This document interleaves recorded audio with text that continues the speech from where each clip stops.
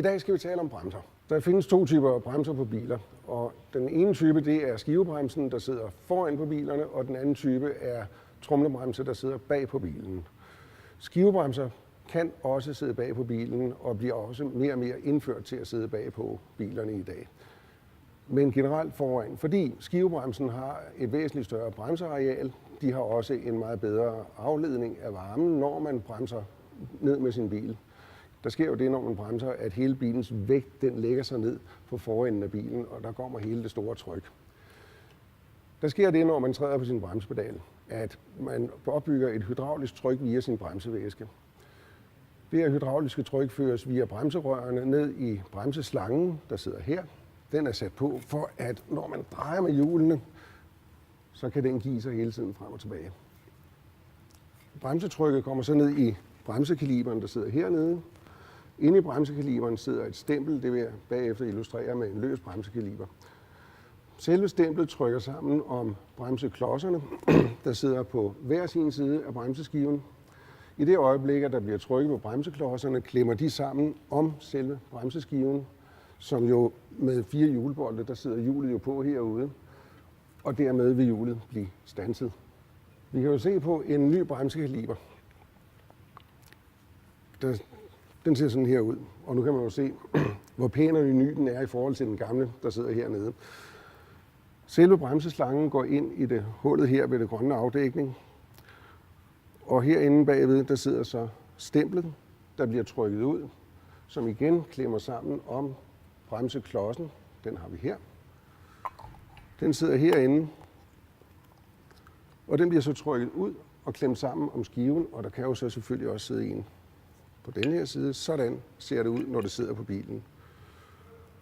Og når så man træder, så kommer stemplet ud, trykker sammen om klodserne, klemmer om skiven, og bilen standser. En typisk fejl, der opstår med sådan nogle skivebremser her foran på bilen, det er, at man føler, at bremspedalen bliver hård eller er lidt uvirksom, eller bilen bremser skævt. Årsagen til det her kan være flere, men en af de mest typiske årsager er, at den pind, man ser her, det hedder en glider. Hvis den glider får vand ind på grund af ødelagte gummipakninger heroppe, så sætter den sig fast inde i selve føringsrøret herinde. Og det medfører, at selve bremsekaliberen den kommer til at sidde fast, og dermed så har man ikke den rigtige funktion på sin bremse længere. Den anden årsag kan være, at selve stemplet herinde har fået vand ind, og det gør, at stemplet ruster, og stemplet sætter sig fast, og så har vi også en uvirksom bremse foran. Den sidste årsag til en uvirksom bremse foran, det kan være, at bremseklodserne simpelthen ikke har været pillet ud i meget, meget lang tid, og dermed ruster de fast inde i selve deres føringsbaner herinde, og så har vi igen en uvirksom bremse. Det jeg vil sige med det her er, at man i hvert fald en gang om året skal køre til sit lokale værksted, få mekanikeren til at gå bilen efter med bremserne, skilte med, rense dem, smøre dem, kontrollere, at de her gummier de er i orden, gliderne kører som de skal, og alt er optimalt. Og hvis det er nødvendigt, jamen så bliver man som kunde ringet op, og så får man selvfølgelig repareret det, der er nødvendigt. Når jeg som mekaniker går hjemme på værkstedet og kontrollerer bremser osv., så er der jo flere faktorer, der er væsentlige også omkring selve bremseskiven og bremseklodsen. Det vil jo også kontrollere, udover at tingene nu arbejder frem og tilbage og ikke er rustet fast og ødelagt som sådan.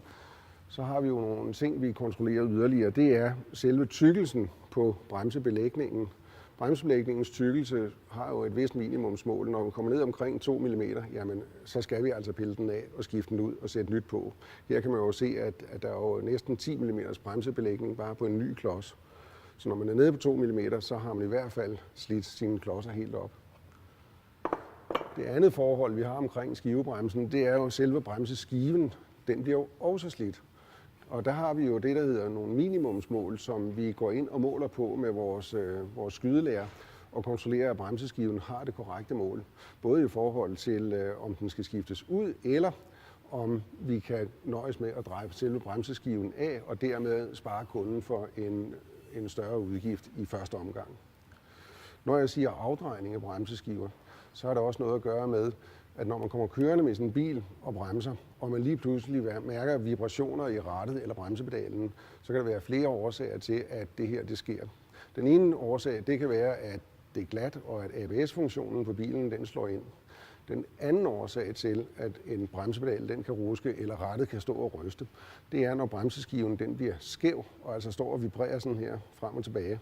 Nu er det meget, meget groft vist det her, men altså bare 0,1 mm skævhed på en bremseskive er nok til, at man kan mærke det oppe i rattet og i bremsepedalen.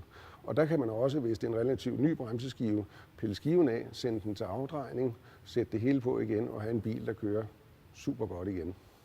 Se her om bag i, der har jeg gjort det, at jeg har simpelthen skilt selve bagbremsen ad, så man kan se ind på den. Og nu er jeg så heldig, så jeg har fået en god gammel bil, hvor man kan se, at tingene de virkelig har været brugt. Her der har vi den gamle bremsetromle. En bremsetromle, der kan der opstå støv, når man bremser. Støv, der opstår fra bremsebelægningerne, når de via hjulcylinderen her oppe bliver presset ud den vej, henholdsvis den vej, og ligger og trykker ud på selve bremsetromlen, og dermed bringer bilen til standsning. Her der taler vi altså om, at der er noget, der bliver trykket ud og klemmer ud og forårsager bremsevirkningen. Foran, der talte vi om noget, der klemte sammen, så det er to modsatrettede kræfter, der arbejder her. Den her tromle kan man se, den er ikke meget værd. Der er masser af rust indeni. Man vil også kunne bemærke de her riller, der sidder herinde i tromlen. Når vi har kigget på de riller, der er herinde, så tager vi også og måler diameteren på selve bremsetromlen. Det gør vi, fordi det kan jo være, at man ligesom med bremseskiverne foran kan gå hen og få afdrejet bremsetromlen, og dermed spare kunden for en udgift. Når bagbremserne bliver slidte, så er det selve bremsebelægningen her, der er det første, der bliver slidt ned. Man skifter altså oftere bremsebelægning, end man skifter bremsetromler i det her tilfælde, lige så vel som foran, hvor det er skiver og klodser, det handler om. Bremsebelægningen, den sidder jo her. Den bliver holdt sammen af nogle fjeder, og der er også fjeder hernede. Så ligger den i nogle styr, der ligger her og her. Inde på bagsiden af den her belægning, der sidder en lille arm. Og i den lille arm, der har selve håndbremsen fat. Armen, den sidder her. Nu har jeg bare taget den modsatte for at illustrere, hvordan det ser ud. Når man bruger sin driftsbremse, altså den hydrauliske bremse, man træder på sin bremsepedal, så bliver der igen opbygget tryk, som jeg har forklaret om henne på forbremsen. I det her tilfælde, der kommer trykket ud igennem en bremseslange, der sidder herinde under, ud igennem bremserøret, op til hjulcylinderen. I hjulcylinderen, der sidder der to stempler. Nu skal jeg lige pakke ind her. Og der sidder et lille stempel her, og tilsvarende stempel her. Når jeg trykker her, kan I se, så forsvinder stemplet ind, og de kan så køre frem og tilbage. Og når de kører frem og tilbage, eller kører og får tryk på, så vil de blive trykket ud til hver sin side, trykker bremsebakkerne ud, som så igen går ud og trykker på bremsetromlen, og dermed så har vi bremsningen på bilen. Der kan ske det, når man ikke vedligeholder sin bagbremse, så opstår der bremsestøv inde i bremsetromlen. Bremsestøv har den kedelige tendens, at det kan skabe det, der hedder baghjulsblokade, og dermed en bagvognsudskridning. Og det er ikke særlig heldigt. Så derfor, igen, når man kører ind til sin mekaniker en gang om året og får kontrolleret sine bremser, så er det både for at få renset bremsestøv ud af bremsetromlerne, det er for at få kontrolleret, om de her stempler, der sidder inde i hjulcylinderen, de arbejder, som de skal. I det her tilfælde kan jeg slet ikke trykke det her stempel tilbage. Det vil sige, at denne her hjulcylinder på denne her specifikke bil er helt defekt. Dermed så får vi altså det, der hedder en skævbremsning på den bagerste aksel. Og det er altså heller ikke særlig smart. Nu har vi talt om skivebremser og tromlebremser og hvordan det hele det virker. Men i dag er det jo blevet sådan med bremser på en bil, at de er faktisk blevet lidt mere komplicerede, end de var for bare 25 år siden, fordi man jo har bygget forskellige komponenter på, ud over det, der skal få bilen til at standse. Man har bygget det på, der hedder ABS, altså blokeringsfri bremser. Og hvad så det? Jo, det er et system, der består af sådan en lille tandkrans. Den ser sådan her ud, og den sidder enten inde i bremsetromlen på selve akslen herinde. Den kan også sidde på det, der hedder bilens drivaksel, lige inde bag ved bremseskiven herinde, og drejer så med rundt med bremseskiven eller bremsetromlen. Når så alt det her det drejer rundt, så passerer det en lille føler, den lille sorte svend her. Det hedder en ABS-føler. Det er en lille magnet, med en lille ledning, der går op i motorrummet, op til en lille computer, der sidder og registrerer de signaler, der kommer hver gang, at denne her ring, den passerer forbi selve magneten. Magneten sender jo simpelthen et signal op til computeren, der siger sådan her, et digitalt signal. Og hvis det signal lige pludselig går i stå, og bare bliver en lige linje, så sender den simpelthen en besked ned til en blok nede i motorrummet, hvor så bliver lukket af fra bremsetrykket ud til hjulet, så hjulet lige begynder at dreje igen. Og det registrerer man simpelthen som en vibration i bremsepedalen. Og den vibration er altså ikke farlig, når det er sådan en kontinuerligt rusken i pedalen. Så er det simpelthen ABS-funktionen, der træder ind og sørger for, at hjulet hele tiden lige kommer med nogle små drej. Det er jo ikke sådan, at man så bare kan læne sig op af og sige, nu har jeg blokeringsfri bremser på, og nu kan jeg styre og bremse uanset hvad. Fysikkens lov gælder stadigvæk. Det er et rigtig godt hjælpemiddel, men man skal stadigvæk altid køre efter forholdene og huske på, at fysikkens love, dem kan man ikke overtræde, men man kan hjælpes langt på vej med de her systemer, man har i dag. Der er det omkring det med ABS, at man så inde i bilen har en lille orange kontrollampe, der fortæller, om det her system det fungerer, som det skal. Den kontrollampe, den tænder i det øjeblik, at der er en fejl på selve elektronikken, altså i forbindelse med en føler, der er afbrudt, eller at der er noget galt med selve computeren til ABS-bremsesystemet. Er det de her følere, der er gået i stykker, så på nogle biler, der er det ganske enkelt at skifte dem. Der tager man simpelthen en lille skrue, der skruer den ud, og så kan man i de fleste tilfælde trække selve føleren ud af det hul, som den er monteret i. Men på andre biler, der kan det være, i stedet for som her, hvor det er plastik, så kan det være metal, som er sat ned i metal, det ruster sammen, og så kan det altså være noget af et mareridt at få de her følere ud. Føleren skal også ud nogle gange i forbindelse med reparation, hvor man skal skifte et hjulleje eller andre komponenter, der sidder nede ved bremserne. Og der kan man altså godt forvente, at man nogle gange får en regning med, også på en ABS-føler, fordi man simpelthen ikke kan få den ud og ind igen, uden at ødelægge den. Så bliver ikke forbavset over en gang imellem for en regning, hvor der er en ABS-føler med. Omkring bremsevæske er der flere forhold. Det forhold, der er aller vigtigst, er det, at det er jo en organisk væske, det her. Det vil sige, at den kan optage vand, så bremsevæske slides simpelthen, når det får vand op ind i sig. Kogepunktet i bremsevæsken vil efterhånden med årene blive lavere og lavere og lavere.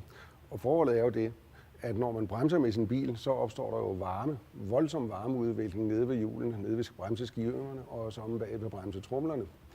Og jo lavere kogepunktet så er i bremsevæsken, jo større risiko er der for, at bremsevæsken begynder at koge, med det resultat, at bremsepedalen den lige pludselig ikke har nogen virkning. Man oplever simpelthen, at bremsepedalen forsvinder under foden på en, og man ikke har nogen bremseeffekt. Forestil jer, at I er kørt på sommerferie ned igennem Tyskland og kommer ned i Alperne og skal køre på de små snoede bjergveje og synes, det er vældig morsomt, og man skal bruge bremsen mange gange på vej ned. Og man lige pludselig får det, der hedder bremsefading, det udtryk, man bruger omkring det. Så risikerer man jo altså at køre af vejen eller lignende med hele sin familie i vognen. Så derfor, bremsevæske skal kontrolleres en gang om året. Det, man kan kontrollere selv i forbindelse med bremser, er faktisk ikke særlig meget. I den daglige kørsel, der kan man sørge for at have fokus på, fungerer min bremsepedal normalt, virker den som den skal, er den fast og hård, når jeg træder på den, er vandringen normal. I det øjeblik, at bremsepedalen den ændrer karakter, altså den bliver længere i sin vandring, eller den bliver blød, svampet, eftergivende, er det tegn på, at der er noget galt med bremsen. Og så skal man søge ned på sit lokale værksted og lade sin lokale mekaniker gå bilen igennem og finde ud af, hvad er det, der er galt. Det andet, man kan gøre i forbindelse med sine bremser og kontrol af bremser, det er så enkelt, det er, at man går ud, skruer låget af sin bremsevæskebeholder, kigger ned, er der bremsevæske nok i. Hvis ikke der er nok bremsevæske i, man kan selvfølgelig godt fylde noget efter, men generelt lad være. Køre ned til mekanikeren, fordi for lav bremsevæskestand er enten tegn på, at bremserne er ved at være slidte. Jo mindre bremseklods og bremsebelægningen der er tilbage, jo mere rum vil der være nede i kaliberne og i hjulcylinderne, og dermed vil der også være mindre bremsevæske her, fordi det er jo flyttet ud i kaliberne og i hjulcylinderne. Den anden årsag, det kan være simpelthen, at der er en lille bitte utæthed, og så skal man også køre ned til mekanikeren, og han vil normalt hurtigt kunne finde ud af, om det er foran eller bag der er hul i bremsesystemet.